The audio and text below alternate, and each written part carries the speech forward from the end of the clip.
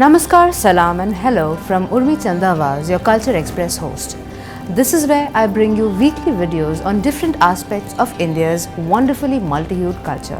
Among other things, we talk about the great saints, sages and gurus who have greatly contributed to the philosophy of religion and indeed our lives.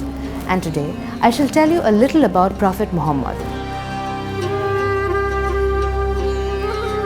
Though Muhammad is not from India, he is the object of faith for millions of Indian Muslims who form more than 14% of the total population of the country. It therefore behooves us to know a little about one of the most influential personalities in the history of the world. Although the history of Muhammad's life is at best sketchy, some details that have been gleaned from the works of later Islamic historians are uniformly accepted. Seerah literature or biographies written by the likes of Ibn Hisham, Al-Tabari and Ibn Sa'd form the basis of Muhammad's story as we understand it today. Oral tradition, folk literature and to some extent the Quran are other sources of scant information on the Prophet's life. Modern researchers and scholars too have fitted certain pieces of the jigsaw puzzle, helping a clear picture emerge from the last couple of centuries. Born circa 570 CE in the Arabian city of Mecca to Abdullah and Amina, Muhammad's full name was Abu al-Qasim Muhammad ibn Abd Allah ibn Abd al-Muttalib ibn Hashim. He belonged to the Banu Hashim clan of the Quraysh tribe, one of the many tribes of pre-Islamic Arabia. Orphaned very early in his childhood, he was raised by his uncle Abu Talib. Though he would assist him in daily affairs, Muhammad was, from the very beginning, a different kind of child. As we see with many saints, his spiritual inclinations manifested early on, where he would spend extended periods of time meditating in a secluded cave.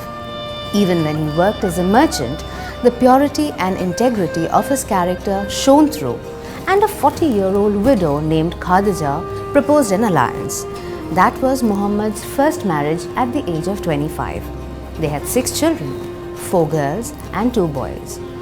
Fatima, Muhammad's youngest daughter, was given in marriage to Ali, Abu Talib's son. Both Fatima and Ali, as well as Muhammad's young wife Aisha, would play decisive roles later in the history of Islam. But the most remarkable milestone of Muhammad's life occurred in the 40th year when he received his first divine revelation from the angel Gabriel. It was in the month of Ramadan of the year 610 CE that he was declared the messenger of God by the angel of God. For the next 23 years, Muhammad would continue to get these revelations. He began to preach the sacred message of one God and absolute surrender to his will to the people 3 years after the first revelation. He soon began to gather followers, although there was a fair bit of opposition from the idol-worshipping Arabian tribes. He and his followers left Mecca for Medina in 622 CE to tide through the tough times. This year marks the beginning of the Hijri calendar, which is followed by the Muslim populace of the world to this day. Over the next decade, almost all the Medinian tribes embraced Islam, and by the year 629, thanks to Muhammad's leadership and organization skills, he had managed to gather a 10,000 strong army, and they marched to Mecca. No match for Muhammad's might, the Mecca tribes surrendered easily and without much bloodshed. Muhammad had all the idols removed from the Kaaba and restored it as a structure representing the one God, Allah.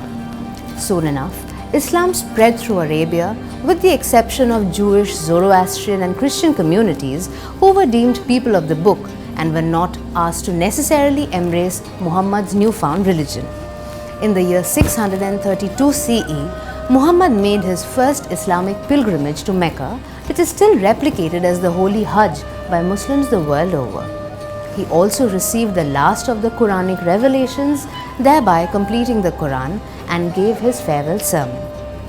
On June the 6th of year 632 CE, Muhammad fell ill and died, but not before he had planted the sapling called Islam, which has since grown into a large tree under which 23% of the world population rests today.